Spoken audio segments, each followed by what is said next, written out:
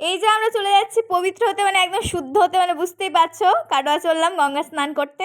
এই যে পৌঁছে গেছি, আর এখানে কাটোয়া ফেরিঘাট ওই যে তোমরা দেখতেই পাচ্ছ। আর ওপার যাওয়ার উদ্দেশ্যে এখানে কিছু পয়সা দিতে হলো, তো সামান্য কিছু পয়সা দিয়ে আমরা চললাম। আর গিয়ে তোমাদেরকে চারিদিকে পরিবেশটা দেখিয়ে দিই, মানে কি সুন্দর না, মানে গঙ্গা ঘাট মানে আলাদা শান্তি। আর এখানে আমি এতক্ষণে বুঝতে পারলাম নৌকাটা চলছে। তো ওপারে গিয়ে আবার কিছু পুজোর সামগ্রী কিনে নিলাম, আর আমার মায়ামোহগুলো সব ত্যাগ করে দিতে হলো। এরপর স্নান করে একটু স্টাইল করছি, মানে একটু বেশ ভিডিও করে দেখাচ্ছি তোমাদেরকে, ঠিক আছে। আর এখানে তোমাদেরকে আরেকবার দেখিয়ে দিলাম ঘাটটা। আর আমার নিজেকে দেখার ফুরুচ্ছে না। তারপরে দুটো নৌকা মিস করার পর এটাকে পেয়েছি।